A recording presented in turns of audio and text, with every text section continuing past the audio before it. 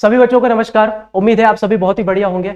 आज की इस वीडियो के अंदर बेटा हम केमिस्ट्री के पेपर का एनालिसिस करने वाले हैं जो भी कुछ घंटों पहले ही खत्म हुआ है। आज ज्यादा टाइम खराब नहीं करेंगे, सीधा पेपर डिस्कशन चालू करते हैं। शुरुआत करते हैं पहले क्वेश्चन से। देखो पेपर काफी सरल आया जहां तक मुझे बच्चों से रिव्यू मिले। अब हम क्या करते हैं, आंसर का कंफर्मेशन तो कर ही लेते। क्या कहा जा रहा है पहले क्वेश्चन में, the molar conductivity of Al+3 and SO4 2 negative are 189 siemens centimetre square per mole and 180 siemens centimetre per square mole respectively. क्या निकालना है, the value of limiting molar conductivity of Al2SO4 corners law तो पढ़ा ही होगा। सबसे पहला बेटा मुझे ये बताओ, अगर हमारे पास ये दे रखा है Al2SO4 ये कैसे टूटेगा? सर ये तो ऐसे टूटेगा, Al+3 दो Al है तो यहां पर 2L कर देते हैं, SO4 2 नेगेटिव अलग हो जाएगा और यहां पर 3 कर दिया। ठीक है, Al+3 की वैल्यू कितनी दे रखी है? सर Al+3 की दे रखी है 189, उसका 2 से मल्टीप्लाई कर देना। मैं थोड़ा डायरेक्ट कर रहा हूं क्योंकि एमसीक्यू क्वेश्चन है, हमें केवल आंसर से मतलब। फिर क्या कहा जा रहा है, हमें SO4 2 नेगेटिव की वैल्यू दे रखी है कितनी, 160। हम इसे क्या करेंगे, 3 से मल्टीप्लाई कर देंगे। तो सॉल्व करने के बाद आपका जो आंसर आएगा दैट इज बी ऑप्शन। ठीक है, आगे चलते हैं बेटा। अगला क्वेश्चन देखो, ये तो देखो अब टिक करने वाले क्वेश्चन आ गए।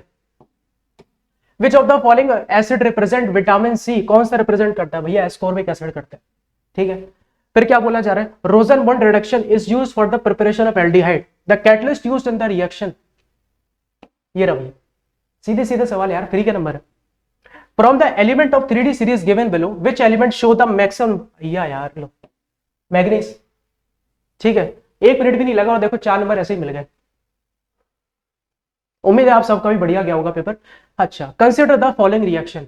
यहां पर हमने क्या किया है, 2 कीटोन को लिया, कंसंट्रेटेड केओएच से रिएक्ट करवा रहे हैं। अगर बेटा कंसंट्रेटेड केओएच है तो ये आपकी कैनिज़ारो रिएक्शन है, और कैनिज़ारो रिएक्शन है तो ध्यान रखना आपके जो प्रोडक्ट बनेंगे ये बनेंगे मेथनॉल और पोटेशियम एसीटेट। पढ़ी तो होगी आपने।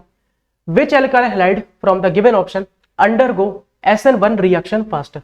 इनमें से कौन SN1 के लिए फास्टर रिएक्ट करेगा? तो बेटा SN1 के अंदर हमारी 3 डिग्री की रिएक्टिविटी सबसे ज्यादा होती है, फिर 2 डिग्री की, फिर 1 डिग्री की।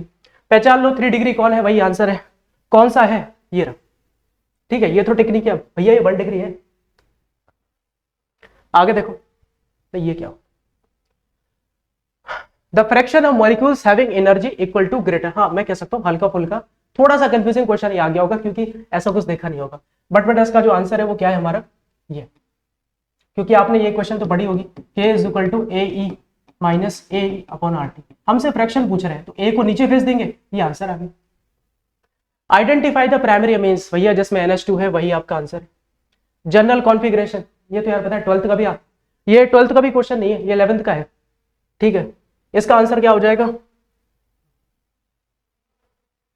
इसका आंसर होगा ये वाला, A वाला। आगे देखो, match the reagent required for the given reaction. ठीक है, मैचिंग करनी है तो ऑप्शन तुम लोग देख लेना, मैं मैचिंग करके बता देता हूं। क्या बोल रहे हैं, ट्राई ब्रोमोफिनॉल बनाना है, भैया इसमें तो ब्रोमीन वाटर लगता है। ठीक है, डिहाइड्रेशन करा रहे हैं, भैया डिहाइड्रेशन में तो एसिड की जरूरत होती है, इसका ये होगी। ब्यूटेन 2 से ब्यूटेन 2 बनाना है, अच्छा तो इसमें किसकी जरूरत होगी? तो इसमें देखो जरूरत होगी क्योंकि इसमें हम रिडक्शन करवा रहे हैं, हाँ इसकी PCC की, और इसका क्या हो जाएगा, ये हो जाएगा। जहां तक मैं नोटिस कर रहा हूं कि जो पेपर में सवाल आए हैं वो ऐसे आए हैं कि सीधे सीधे टाइप के ज्यादा है। उम्मीद है कि हर बच्चे के 60+ आएंगे, मुझे ऐसा लग रहा है, क्योंकि थ्योरी वाले सवाल ज्यादा है। मुझे तो कोई कॉन्सेप्ट वाला क्वेश्चन अभी तक दिखा ही नहीं, वरना एमसीक्यू में बच्चों को बहुत डर लगता है कि सर घुमा फिरा के क्वेश्चन आ जाते हैं, कहीं कहीं से पूछ लेते हैं। सैंपल फिर तो पता नहीं कितना कितना कठिन दे रखा था। आगे देखो बेटे, भैया एनसीईआरटी का ग्राफ है, क्या पूछ रहे हैं, स्लोप और इंटरसेप्ट क्या बता रहे हैं। इंटरसेप्ट क्या होता है कि लाइन कहां कट कर रही है, तो लाइन बेटा यहां कट कर रही है, और ये हमें क्या दिखा रहा है, ये हमें R0 को दिखा रहा होगा। इंटरसेप्ट हो गया R0, और स्लोप जो हमारा होगा, क्योंकि ये जीरो रिएक्शन का है तो ये आपका बी ऑप्शन, ए ऑप्शन नहीं है, ध्यान रखना के होगा, क्योंकि लाइन आपकी नीचे की तरफ है तो स्लोप आपका नेगेटिव निकल के आएगा। आगे देखो बेटा, nucleophilic addition of Grignard reagent to ketones followed by hydrolysis with dilute acid forms. अच्छा तो न्यूक्लियोफिलिक एडिशन हम करा रहे हैं ग्रिग्नार्ड रिएजेंट के अंदर, कीटोन्स के अंदर। अच्छा क्या बनता है, प्राइमरी अल्कोहल, सेकेंडरी अल्कोहल, या फिर हमारा बनेगा टर्शरी अल्कोहल। देखो एल्कीन तो बनेगा नहीं, प्राइमरी अल्कोहल भी नहीं बनेगा, इसका आपका रहेगा सेकेंडरी अल्कोहल। फिर आपके असर्शन रीजन वाले सवाल आ जाते हैं। क्वेश्चन में देखो आपसे क्या कर रखा है, benzoic acid does not undergo Friedel-craft reaction. हाँ, बेंजोइक एसिड के अंदर फ्रीडेल-क्राफ्ट रिएक्शन नहीं हो सकती क्योंकि बेंजोइक एसिड एक विथड्रॉइंग ग्रुप है। असर्शन सही है। रीजन, कार्बोक्सिल ग्रुप डीएक्टिवेट कर देता है, इसी वजह से एल्यूमिनियम क्लोराइड बॉन्ड नहीं बना पाता कार्बोक्सिल ग्रुप। ये दोनों ही आपके सही हैं और रीजन आपका करेक्ट एक्सप्लेनेशन भी। यहाँ फ्रक्टोज रिड्यूसिंग शुगर है, बिल्कुल। फ्रक्टोज डज नॉट रिड्यूस, भैया रीजन आपका गलत है। क्यों गलत है? अगर रिड्यूसिंग शुगर है तो टॉलेंस रिएजेंट को भी रिड्यूस करेगा और हमारा फैलिंग सॉल्यूशन को भी रिड्यूस करेगा। हाँ, नॉन रिड्यूसिंग होता तब शायद नहीं करता। उम्मीद है आपको यहां तक समझ में आ गया होगा। अगला, डिफाइन द फॉलोइंग टाइम। अब बताओ यार, ये कोई क्वेश्चन है क्या? हाफ लाइफ पूछ रहे हैं भैया, वो टाइम पीरियड जहां पर हमारी रिएक्टेंट की कंसेंट्रेशन इनिशियल के टर्म्स में हाफ हो जाती है, डेफिनेशन लिखनी है। इफेक्टिव कोलिजन क्या है? इफेक्टिव कोलिजन, अब देखो डेफिनेशन में बोल देता हूं, लिख के नहीं बता रहा हूं, ऐसे वीडियो की लेंथ बहुत लंबी हो जाएगी। इफेक्टिव कोलिजन आपका वो कोलिजन है, ठीक है, जिसमें हमारा क्या होता है, जो आपका प्रोडक्ट फॉर्मेशन में हेल्प करता है। सारे कोलिजन, ऐसे अगर आपने आरएनएस कोलिजन थ्योरी पढ़ी हो, आपके सारे कोलिजन रिएक्टेंट के प्रोडक्ट में कन्वर्ट नहीं होते, इफेक्टिव कोलिजन होते। तो they are those collision which converted reactant molecules into product, ठीक है। अगला, सॉल्यूशन कंटेनिंग 60 ग्राम ऑफ अच्छा पहले मैं इसको बता दूं, फिर ये न्यूमेरिकल है, मुझे करके दिखाना पड़ेगा। Which of the following compounds will react more rapidly by SN1 reaction. भैया SN1 है तो बस जिसमें 3 डिग्री कार्बोकैटायन होगा वही स्टेबल होगा, ये रहा, ठीक है। अच्छा, अब एक बात समझना, अब न्यूमेरिकल करते हैं, तो न्यूमेरिकल के लिए मुझे थोड़ी जगह चाहिए पड़ेगी। क्या कहा जा रहा है, अब सॉल्यूशन से बेटा न्यूमेरिकल की तरफ ध्यान देते हैं। न्यूमेरिकल में आपसे देखो क्या कहा जा रहा है कि आपके पास एक 60 gram of non volatile solute है into 50 gram of water, freezes at this temperature, calculate the molar mass of solute. अब कुछ लोगों के दिमाग में आएगा कि सर फॉर्मूला तो समझ गए, ये लगेगा delta TF is equal to KF into small m हमारी molality. But sir delta TF तो दे नहीं रखा, क्योंकि डेल्टा TF की सर इतनी बड़ी वैल्यू कहाँ होती है, कैसे निकाले? निकल जाएगा, देखो डेल्टा TF कैसे निकालेंगे, तो मैंने कहा TF डॉट माइनस TF, ऐसे करके आ जाए। अब TF डॉट क्या होगा? TF डॉट आपका प्योर सॉल्वेंट का फ्रीजिंग पॉइंट होता है, और प्योर सॉल्वेंट हमारा वाटर है, और वाटर का फ्रीजिंग पॉइंट आप लोग जानते हो कितना होता है सर, ये होता है 273.15, मतलब 0 डिग्री सेल्सियस। सॉल्यूशन का कितना है 270.67, ये आ गया। यहां से आपका डेल्टा TF आ जाएगा। हाँ सर, KF हमें दे रखा है, KF कितना दे रखा है हमें 1.86, ये वैल्यू आपकी यहां से निकल जाएगी। मैं एक मिनट कैलकुलेटर थोड़ा यूज कर लो।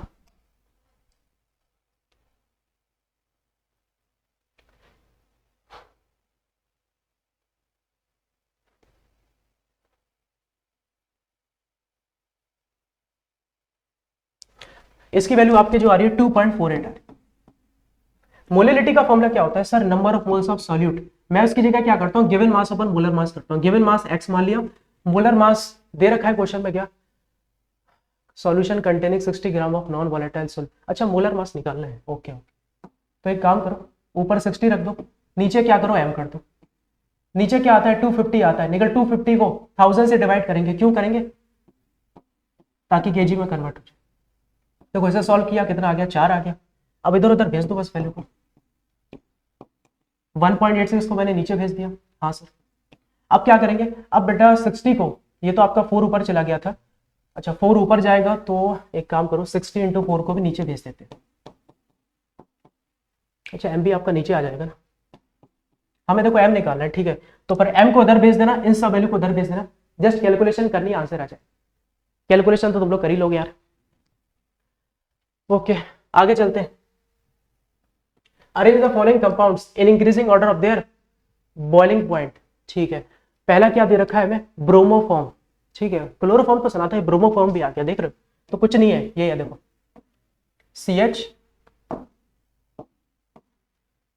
CHBr3 डाइब्रोमो मिथेन, ठीक है। यहां पर क्या दे रखा है, क्लोरोमिथेन, और यहां में दे रखा है ब्रोमोमिथेन। अब आंसर हमें जो बताना है, किसके बेस पे बताना है, सबसे पहले मैं स्ट्रक्चर बना देता हूं। इसके पास देखो 2 H2 है और 2 Br। इसके पास अगर बात करें CH3 CH2 Cl, यहां पर क्या है हमारे पास CH3 CH2 Br। सबसे ज्यादा किसका होगा, देखो मैं इतना कह सकता हूं उसका सबसे कम होगा, क्योंकि आपने पढ़ा होगा बॉइलिंग पॉइंट ब्रांचिंग के साथ आपकी कम होती है। ठीक है सर। अच्छा, यहाँ तो तीन तीन बी आर है जो अपोजिट जुड़े होंगे, सॉरी सबसे कम इसका होगा, इंक्रीजिंग ऑर्डर में करना है तो सबसे कम इसका, फिर इसका, ठीक है, फिर इसका और फिर इसका। अब सीएल के केस में क्यों ज्यादा हुआ, अरे यार एक सेकंड, देखो पहला ये, दूसरा ये, तीसरा ये और चौथा ये, ठीक है। अब चौथा क्यों आ रहा है, क्योंकि देखने में तो सर दोनों सेम ही लग रहे हैं, हेलोजन का अंतर है, बेटा ऐसा इसलिए हो रहा है क्योंकि ब्रोमीन आपका नीचे आता है और मॉलिक्यूल जितना बड़ा होता है उसके अंदर वेंडरवाल फोर्स भी उतनी ज्यादा होती है, और वेंडरवाल फोर्स ज्यादा तो आपका बॉइलिंग पॉइंट भी ज्यादा होगा। तो आई होप आपको क्लियर हो गया होगा। अच्छा, write step wise mechanism of nucleophilic addition reaction in carbonyl compound. देखो ये बोल रहे हैं आप नहीं कर पाओगे।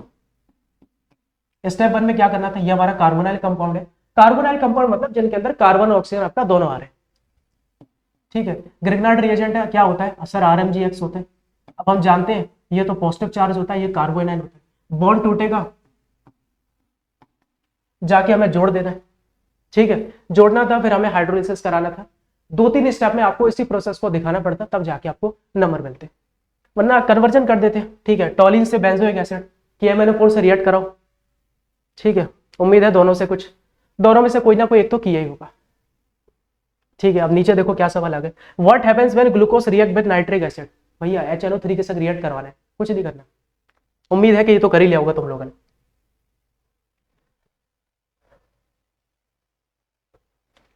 आगे देखो, draw geometrical isomer of the given complex. पूछा जा रहा है कि इसका ज्योमेट्रिकल आइसोमर बनाना है। देखो क्या करेंगे, सबसे पहले यहां पर आपका कोऑर्डिनेशन नंबर कितना है सर, कोऑर्डिनेशन नंबर हमारा जो है वो 4, ठीक है। तो मैं बोल रहा हूं ये आपका ज्योमेट्रिकल आइसोमर शो करेगा, ठीक है। ज्योमेट्रिकल करेगा, ध्यान रखना ऑप्टिकल नहीं करेगा, ज्योमेट्रिकल।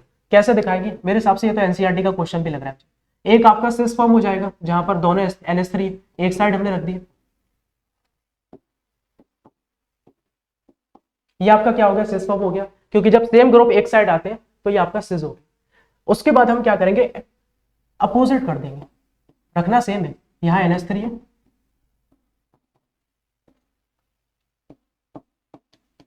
सेम ग्रुप को हमें क्या करना है, अपोजिट पोजीशन में रखना है, तो ये आपका ट्रांसफॉर्म हो, बस। Right the electronic configuration of D5। आपसे ये बोलती थी कि जब दो डी ऑर्बिटल्स आपस दो डी ऑर्बिटल आपके पास आते हैं तो उनकी क्या होती है, स्प्लिटिंग हो जाती है। स्प्लिटिंग किस तरीके से होती है, 3 बॉक्स तो आपके नीचे रहते हैं और 2 बॉक्स आपके ऊपर चले जाते। ये आपका होता था T2G लेवल और ये आपका होता था EG लेवल। अगर डेल्टा नॉट आपका P से कम है, मतलब पेयरिंग एनर्जी ज्यादा है, अगर पेयरिंग एनर्जी ज्यादा है तो देखो फिर ऐसा होगा, 5 इलेक्ट्रॉन कैसे भरेंगे, 1 2 3, ठीक है। पेयरिंग एनर्जी तो ज्यादा है तो फिर ये नीचे ही रहेगा।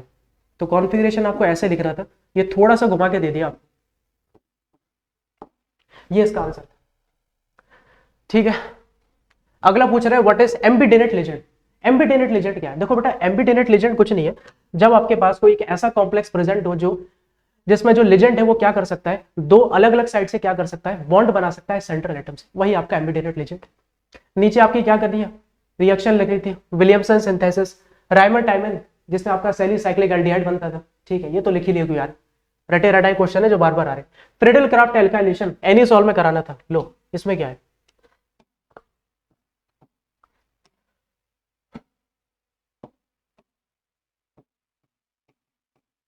ये आपका एनीसॉल होता है, ठीक है। एल्काइलेशन करा रहे हैं तो इसमें आप क्या करो, CH3 Cl से रिएक्ट करवाते, ये आपका बेंजीन है। अब एक CH3 आपका यहां क्या जुड़ता था और एक आपका यहां के जुड़ता था, ये इसका आंसर हो। आगे देखो बेटा, अब पूछा जा रहा है give a chemical test to distinguish between following pair of compounds. पहला बताना है फिनॉल और बेंजोइक एसिड के बीच में। सबसे बढ़िया यहां पर जो टेस्ट आप यूज कर सकते थे वो था आपका sodium bicarbonate test.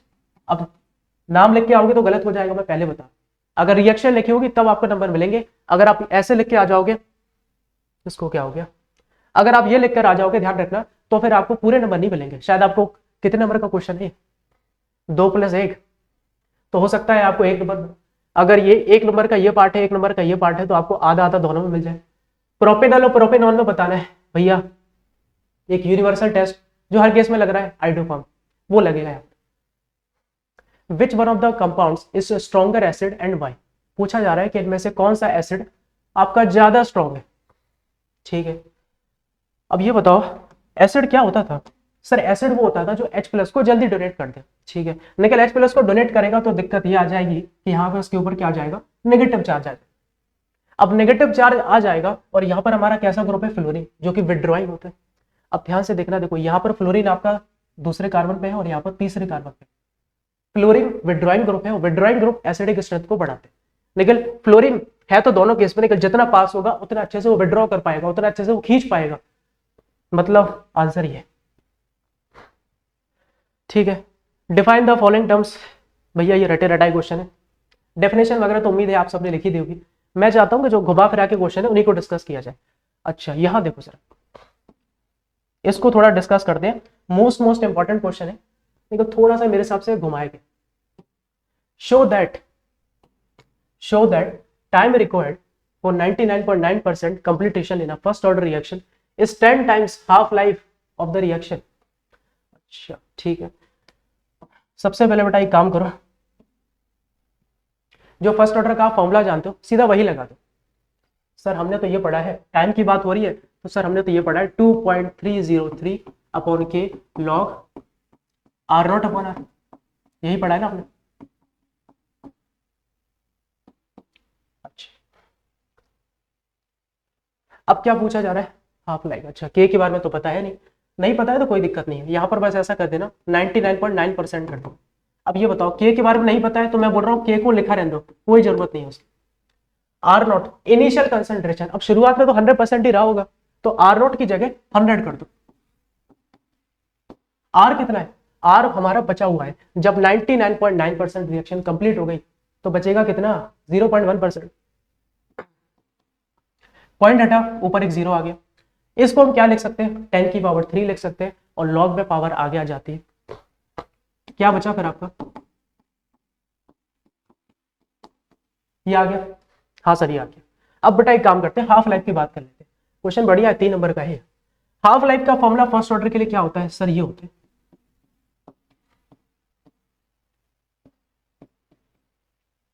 T half is equal to 0.693 upon K, ये आपका फॉर्मूला होता है। अब मैं आपको रिकमेंड करूंगा कि आप ना डिवाइड कर दो, ये आपकी फर्स्ट इक्वेशन हो गई, ये आपकी सेकंड इक्वेशन हो गई, ताकि आपका के से के क्या हो जाए, कैंसिल हो जाए।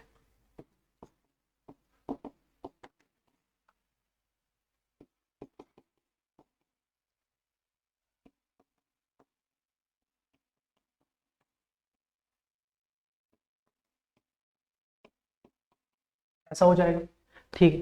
के से के हमारा कैंसिल हो जाएगा। और अच्छा एक काम करें, नहीं ठीक है वैसे। अब हम क्या करते हैं, ये नीचे वाली जो टर्म है इसको थोड़ा सॉल्व कर लें। मैं 1 मिनट कैलकुलेटर का यूज कर रहा हूं।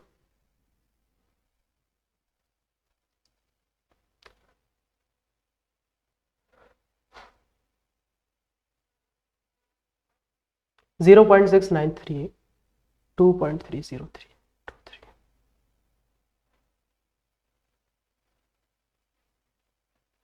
भैया आपका अप्रोक्स जो आंसर आ रहा है 9.966 समथिंग आ रहा है। 9.96 को राउंड ऑफ करोगे ना तो वैल्यू 10 ही हो जानी है, तो यहाँ पर 10 कर दो। एस टी आपको उठा के इधर भेज दो, लो हो गया प्रूफ। बस ये है कि मैंने थोड़ा शॉर्टकट में कर दिया, पेपर में थोड़ा बड़ा करके दिखाना पड़ता है। ठीक है, ऐसे थोड़ी 3 नंबर मिल जाते हैं।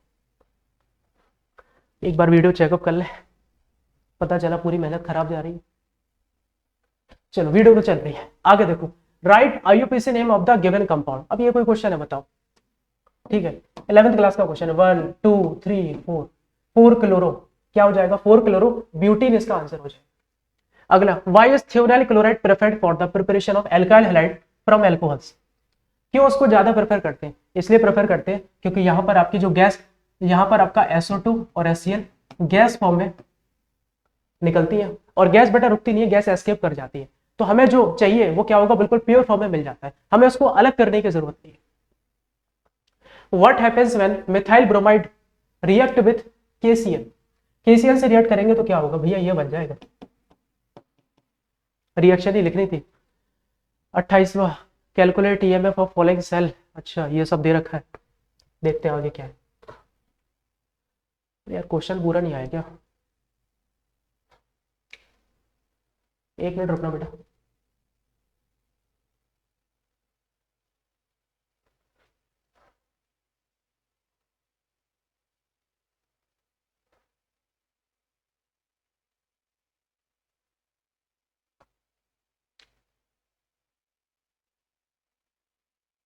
अच्छा ईएमएफ और सेल निकालना है, ठीक है ठीक है, मेरा ध्यान ही नहीं गया एक्चुअली। पहले हमें बेटा इसमें रिएक्शन लिखनी पड़ेगी, मुझे लग रहा था क्वेश्चन अधूरा है। पहले इसमें क्या करेंगे हम बेटा, रिएक्शन लिखने का काम।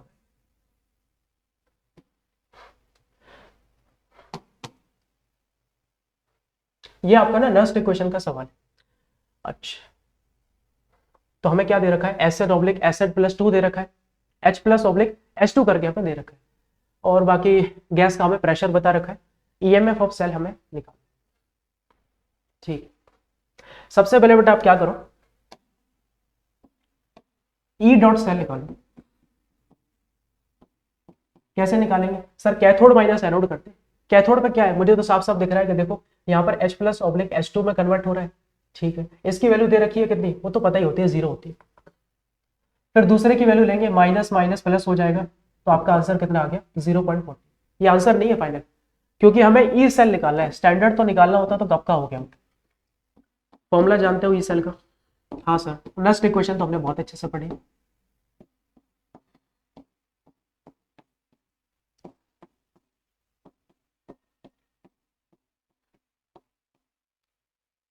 Sorry, log R naught upon R हो गया, यहाँ पर लॉग कैथोड अपन एनोड होता है।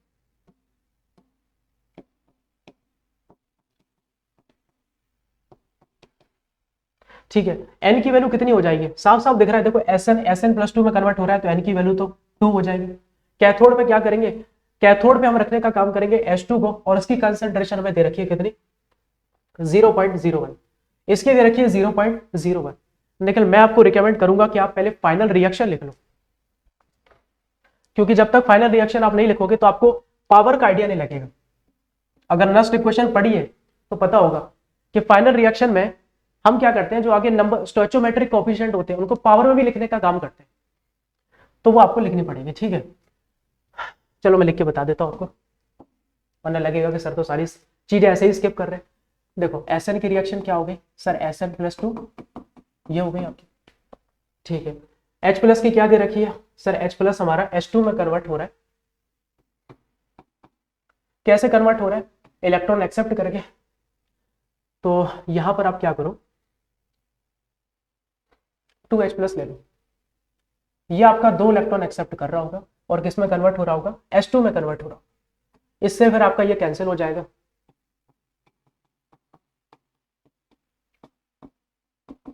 ये आ जाएगा।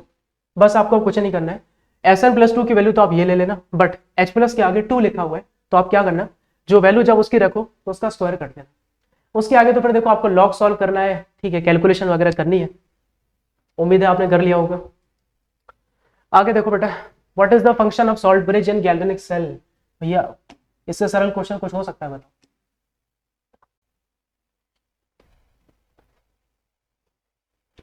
अब बेटा आगे की तरफ बढ़ने का काम करते हैं, हमसे कहा जा रहा है what is the function of salt bridge in galvanic cell.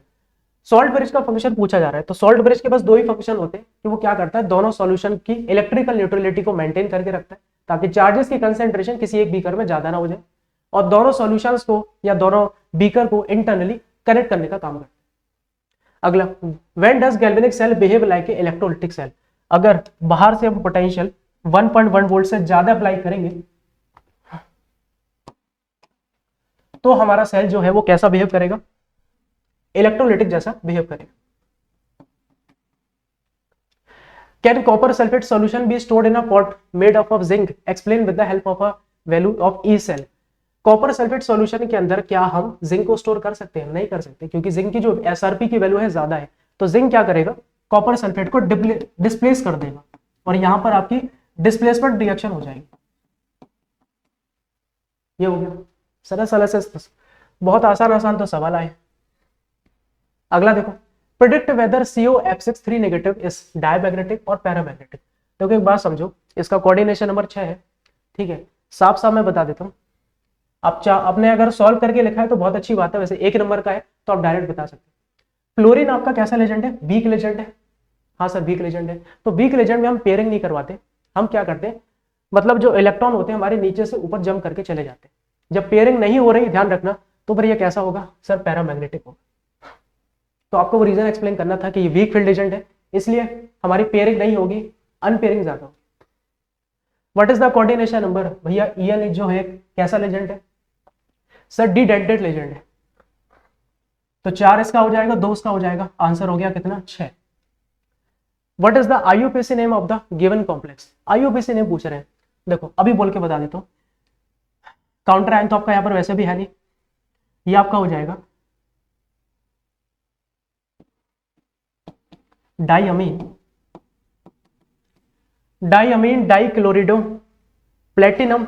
और चार्ज की जब बात करेंगे तो देखो -2 है आपका यहाँ पर, उधर जाके +2 होगा, तो आपका जो चार्ज आएगा +4 का आ जाएगा।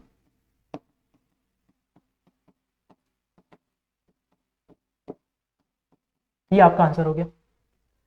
Explain CuNH3 whole 6+3 is an inner orbital और आउटर ऑर्बिटल कॉम्प्लेक्स। हमसे पूछा जा रहा है कि इनर ऑर्बिटल है कि आउटर ऑर्बिटल है। अब इसमें देखो 1+1 करके लिखा हुआ है, अच्छा मेरे हिसाब से दोनों दोनों का, ये बेटा आपका आउटर ऑर्बिटल कॉम्प्लेक्स है, क्योंकि यहां पर अगर आप हाइब्रिडाइजेशन निकालोगे तो आपका क्या निकल के आएगा, sp3d2 निकल के आएगा। अगर d2sp3 आता तो इनर ऑर्बिटल होता, अगर sp3d2 आ रहा है तो ये आपका आउटर ऑर्बिटल कॉम्प्लेक्स।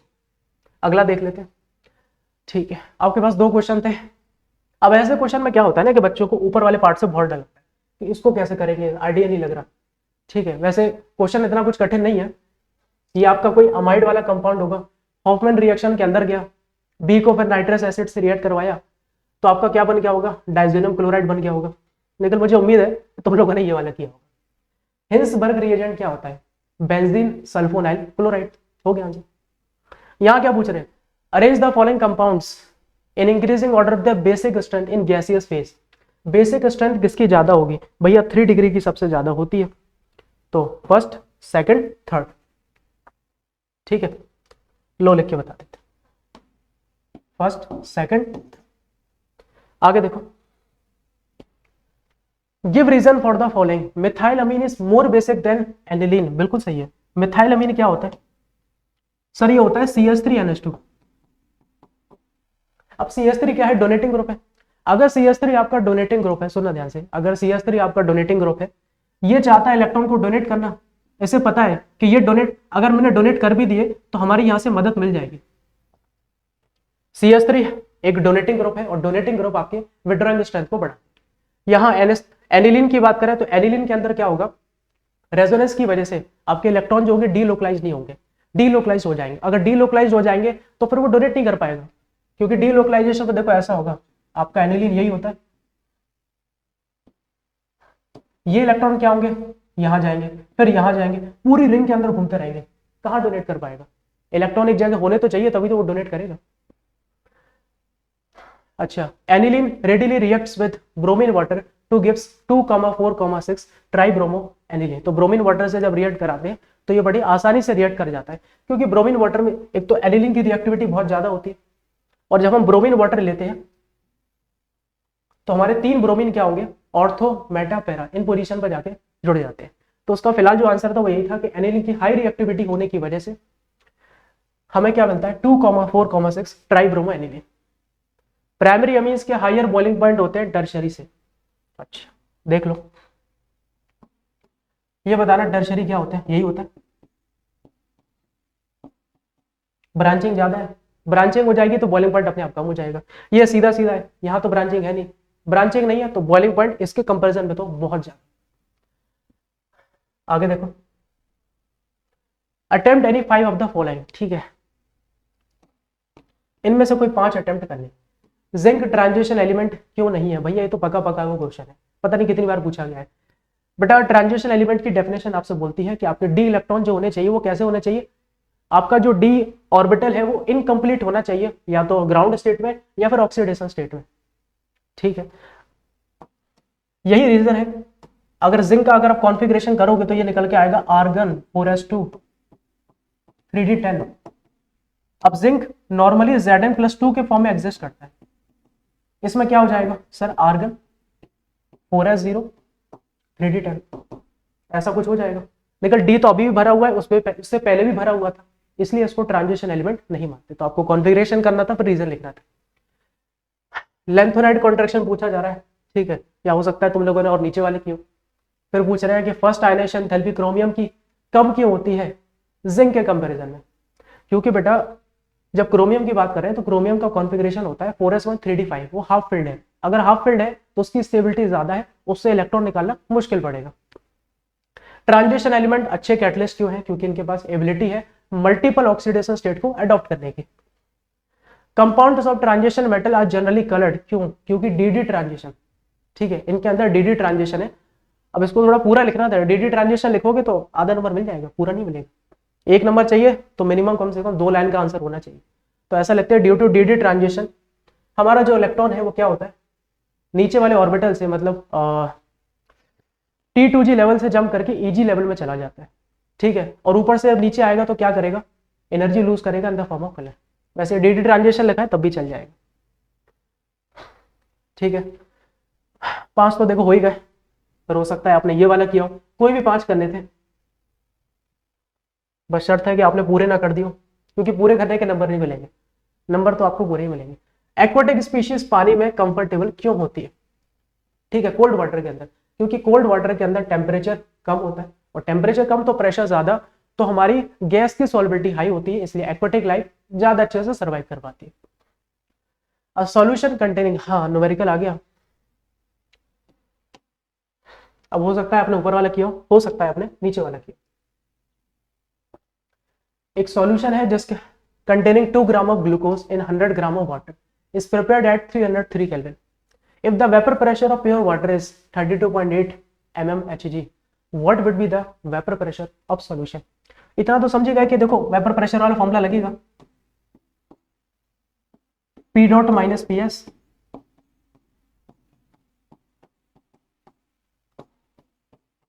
यही करना था, ठीक है। अब आपको क्या करने पड़ते, पहले ग्लूकोज के मोल्स निकालने पड़ते हैं। कैसे निकालते हैं? तो ग्लूकोज का देखो गिवन मास दे रखा है 2, मोलर मास 180, फिर आपको क्या दे रखा है, पानी दे रखा है। अब पानी में मास कितना है, 100 है, और पानी का जो मोलर मास होता है वो 18 होता है, तो ये आपकी इनकी वैल्यू आ गई। और कुछ दे रखा है, तो हमें दे रखा है vapour pressure of pure water, मतलब पी डॉट की वैल्यू दे रखी है, कितनी दे रखी है, 32.8 दे रखी है।